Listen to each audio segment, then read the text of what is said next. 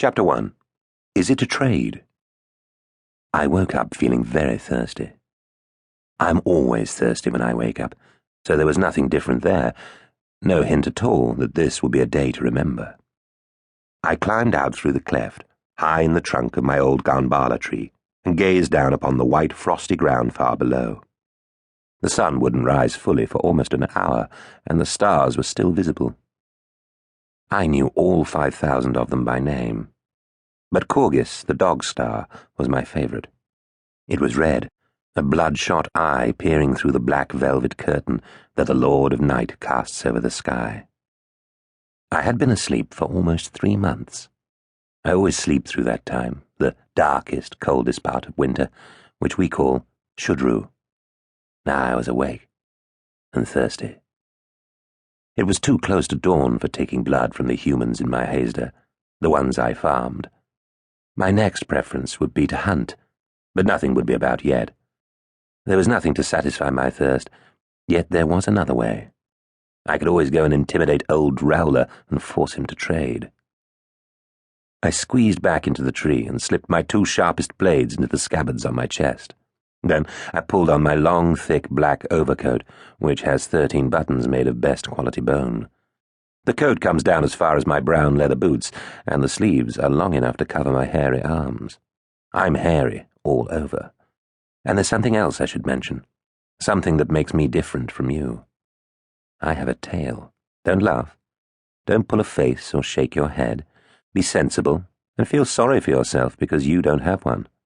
You see, mine's a long, powerful tail that's better than an extra arm. One more thing. My name is Slither, and before my tale is finished, you'll find out why. Finally, I laced up my boots and squeezed back through the cleft and onto the branch. Then I stepped out into space. I counted to 2 before flicking up my slithery tail. It coiled and tightened. The skin rasped against the lowest branch, breaking off shards of bark that fell like dark flakes of snow. I hung there by my tail for a few seconds, while my keen eyes searched the ground below. There were no tracks to mark the frost. Not that I expected any. My ears are sharp, and I awake at the slightest sound, but it's always better to be safe than sorry. I dropped again, landing on the cold, hard ground.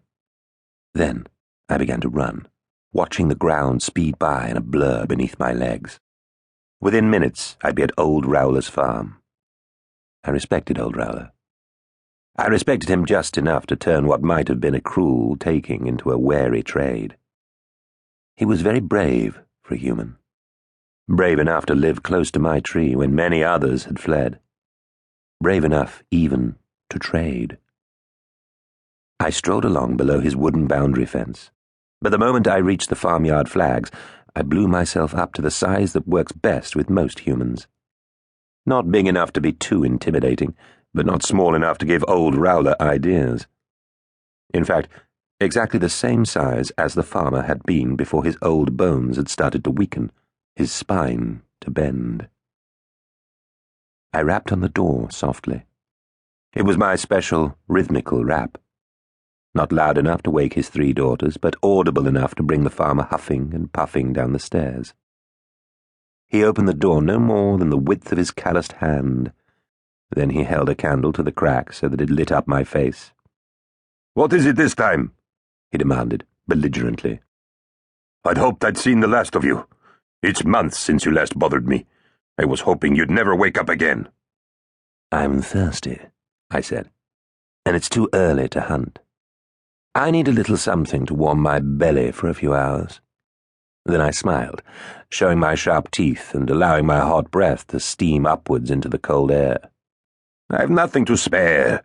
Times are hard," protested the farmer. "It's been one of the hardest winters I can remember.